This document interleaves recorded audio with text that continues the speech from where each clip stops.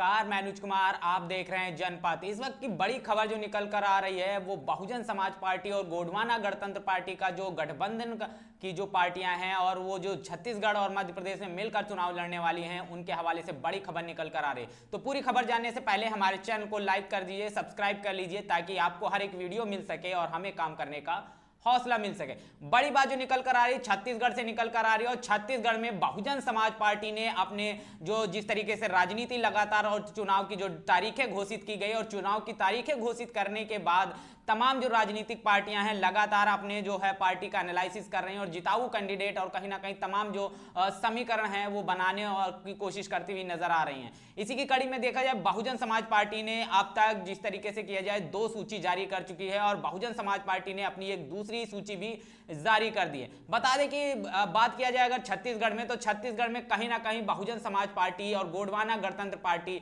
जिस तरीके से मिलकर गठबंधन में चुनाव लड़ने वाली हैं और छत्तीसगढ़ में कुल जो सीटें बात की जाए 90 सीटें हैं और 90 सीटों में उन्होंने सीटों का भी बंटवारा कर लिया है। और वहीं अगर उस बंटवारे की बात किया जाए तो 37 सीटों पर गोंडवाना गणतंत्र पार्टी चुनाव लड़ेगी, वहीं 53 सीटों पर बहुजन समाज पार्टी चुनाव लड़ेगी। अगर बात किया जाए जिस तरीके से पहले अगर छत्तीसगढ़ में बहुजन समाज पार्टी का क्या इतिहास रहा है, पहले जिस तरीके से बात किया जाए जेजेपी के साथ बहुजन समाज पार्टी ने गठबंधन करके चुनाव लड़ा जिसमें 7 सीटें जीती थी, जिसमें 5 जो सीटें थी वो जेजेपी की थी और 2 सीटें बहुजन समाज पार्टी ने जीती थी। उसके बाद जिस तरीके से ये समीकरण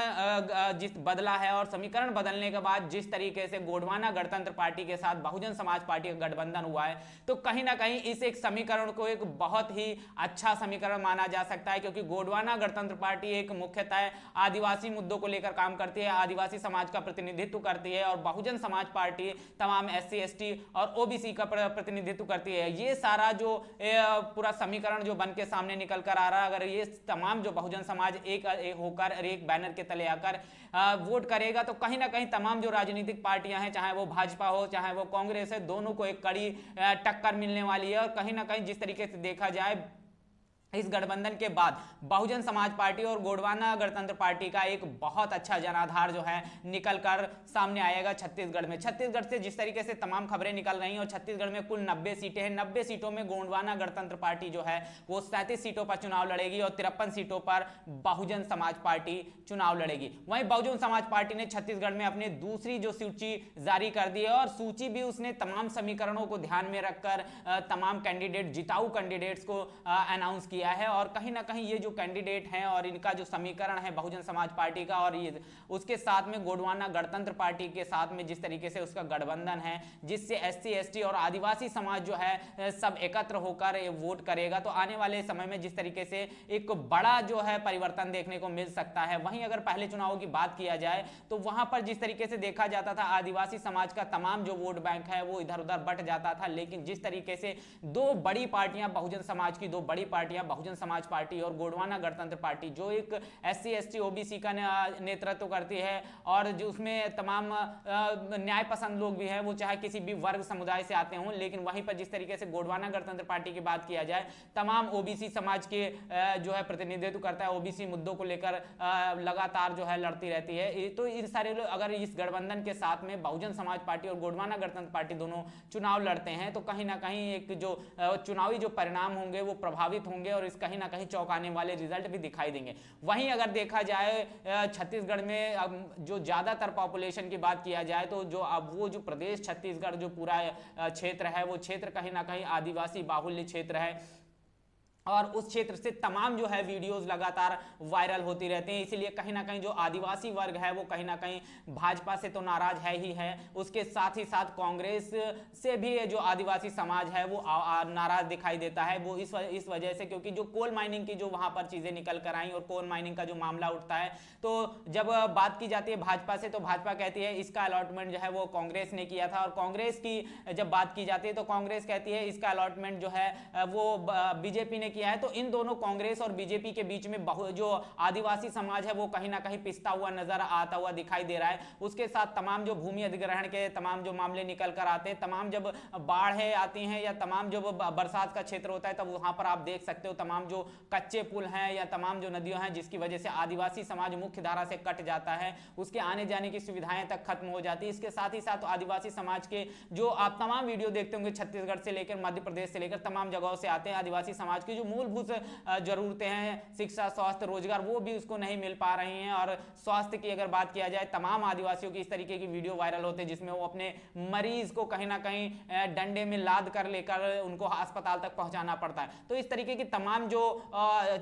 उनकी जो समस्याएं हैं जिनको लेकर गोंडवाना गणतंत्र पार्टी जो है मुखरता से हमेशा आवाज उठाती रही है और उनके हित में काम करती रही है। इसीलिए आदिवासी समाज ने अपनी खुद की एक पार्टी को बनाना उचित समझा जो उनकी बात कर सके, उनके मुद्दे की बात कर सके, क्योंकि कांग्रेस के 70 साल को आदिवासी समाज ने देखा, उसकी स्थिति बद से बदतर रही। और अगर बीजेपी की बात किया जाए, बीजेपी ने इतने सालों तक शासन सत्ता किया और उसके शासन सत्ता में भी आदिवासियों की स्थिति में कोई खास सुधार नहीं हुआ, ना ही उनकी मूलभूत जरूरतें जो है वो पूरी होती हुई नजर आती हुई दिखाई दे रही हैं। तो तमाम जो समस्याएं आदिवासी समाज की हैं और उसको गोंडवाना गणतंत्र पार्टी जो है मुखरता से उठाती है। और ये पार्टी इसीलिए बनाई गई थी ताकि आदिवासी समाज का राजनीतिक प्रतिनिधित्व मिल सके, क्योंकि आदिवासी समाज को ये जो पार्टियां तमाम विपक्षी पार्टियां रही, इन्होंने कभी भी राजनीतिक प्रतिनिधित्व देने की बात नहीं की। तो गोंडवाना गणतंत्र पार्टी का निर्माण हुआ और वो लगातार मुखरता से आवाज उठाती है और उसका गठबंधन बहुजन समाज पार्टी के साथ में हुआ है। और बहुजन समाज पार्टी के साथ गठबंधन होने के बाद जिस तरीके से बात किया जाए, छत्तीसगढ़ में एक चौंकाने वाला परिणाम दिखाते हैं। और इसको लेकर लगातार जब आप देखते हैं, आप बीजेपी की तरफ देखते हो, तो केंद्रीय लेवल तक के जो मंत्री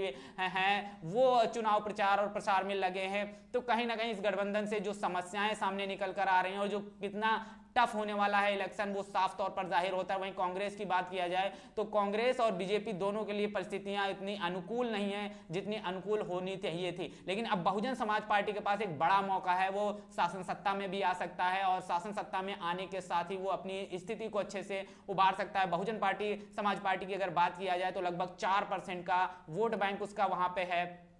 छत्तीसगढ़ में, और छत्तीसगढ़ में 4% वोट भी बहुत कम वोट बैंक नहीं होता है। और उसी के साथ जो आदिवासी बाहुल्य क्षेत्र की जो पार्टी गोंडवाना गणतंत्र पार्टी है, वो अगर बहुजन समाज पार्टी के साथ में जुड़ी है तो कहीं ना कहीं इस वोट परसेंट में इजाफा होगा। और इजाफा होने के बाद कहीं ना कहीं अगर देखा जाए तो बहुजन समाज पार्टी और गोंडवाना गणतंत्र पार्टी का जो गठबंधन है वो सरकार बनाने की तरफ भी जा सकता है या फिर ऐसी सरकार बनाने के लिए मजबूर कर सकता है जो एक मजबूर सरकार होगी। तो देखने वाली बात है जिस तरीके से बहुजन समाज पार्टी ने वहां से तमाम अपने कैंडिडेट की लिस्ट जारी की है और उस लिस्ट को भी हम देख लेते हैं। जिस लिस्ट में उसने तमाम जो दूसरी सूची ये जारी की है और दूसरी सूची जो वहां से निकल कर आई, इसको लेकर आप अगर देखते हैं तो तमाम चीजें आपको दिखाई देंगी, तमाम कैंडिडेट आपको दिखाई देंगे। जिस तरीके से देखा जाए विधानसभा के हिसाब से हम देखते हैं तो भटगांव से जिस तरीके से सामान्य सीट थी और वहां से नरेंद्र साहू को है जो टिकट मिला है, पथलगांव से इनोसेंट कुजूर जी को मिला है, सारंगढ़ से नारायण रत्नाकर को मिला है, जयगढ़ से जो है सत्यावती राठिया को मिला है, रामपुर से जगत राम राठिया को मिला है, और सरायपाली से जो है जय नारायण किशोर को मिला है, खल्लारी से सूफल साहू को टिकट मिला है, कुरूद से अगर बात किया जाए लालचंद पटेल को जो है वो टिकट मिला है। जिस तरीके से आप देख सकते हो ये टिकट्स मिले हैं। और उसके साथ साथ ही अगर आप साफ तौर पर देखते हैं तो पंडरिया से जो है चैतराम राज को टिकट मिला है, डोंगरगढ़ से जो बात किया जाए बहादुर कुरे को मिला है, भानु प्रतापपुर से अगर बात किया जाए जालम सिंह जरी को टिकट मिला है, केसकाल से अगर बात किया जाए तो दिनेश कुमार मरकाम को टिकट मिला है, कोडा गांव से अगर बात किया जाए तो कोडा गांव से गिरधर नेताम को टिकट मिला है, बस्तर से रामधर बघेल को मिला है, जगदलपुर से अगर बात किया जाए संपत कश्यप को मिला है, बीजापुर से अगर बात किया जाए तो अजय कुडियम को मिला है, कोंटा से अगर बात किया जाए तो मासा मड़कामी को टिकट मिला है। तो ये जो टिकट जो दूसरी लिस्ट जारी हुई है बहुजन समाज पार्टी की तरफ से, आप साफ तौर पर देख सकते हो। और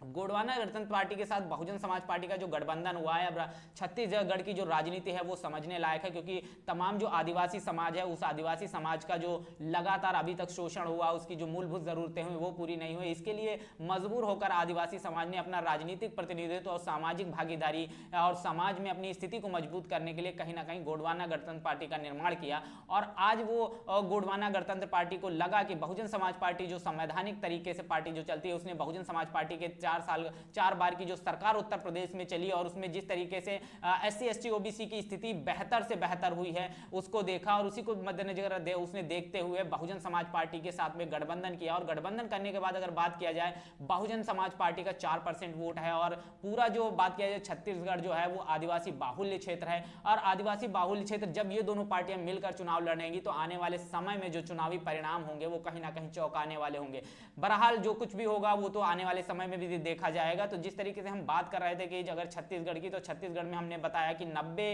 कुल सीटें हैं, और 90 कुल सीटों पर दोनों पार्टियां चुनाव लड़ेंगी, जिसमें बात किया जाए 53 सीटों पर बहुजन समाज पार्टी चुनाव लड़ेगी और 37 सीटों पर गोंडवाना गणतंत्र पार्टी चुनाव लड़ेगी। चुनाव की बात किया जाए तो छत्तीसगढ़ में जिस तरीके से 7 नवंबर से चुनावी प्रक्रिया प्रारंभ होगी, लेकिन इस पूरे चुनाव का जो परिणाम है वो सभी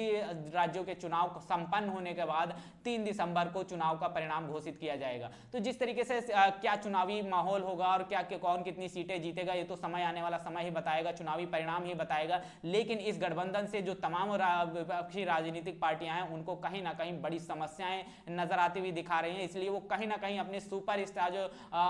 प्रचारक हैं उनको उतार रही है। जो केंद्रीय सेंट्रल लेवल के जो प्रचारक हैं उनको छत्तीसगढ़ में उतारना उसको मजबूरी हो गया है। तो जिस तरीके से देखा जाए ये जो चुनाव जो है बहुजन समाज पार्टी और गोंडवाना गणतंत्र पार्टी की तरफ से मिलकर लड़ने वाले हैं, ये एक मजबूत स्थिति में बहुजन समाज पार्टी और ये गठबंधन जाता हुआ दिखाई दे रहा है। तो इस पूरे मामले पर आप क्या क्या कहना है? क्या छत्तीसगढ़ में बहुजन समाज पार्टी और गोंडवाना गणतंत्र पार्टी का गठबंधन कितनी सीटें लेकर आ सकता है? इस पूरे मुद्दे पर आपका क्या कहना है? कमेंट बॉक्स में अपनी प्रतिक्रिया जरूर दीजिएगा। बने रहिएगा जनपद के साथ। तब तक के लिए जय भीम, जय भारत।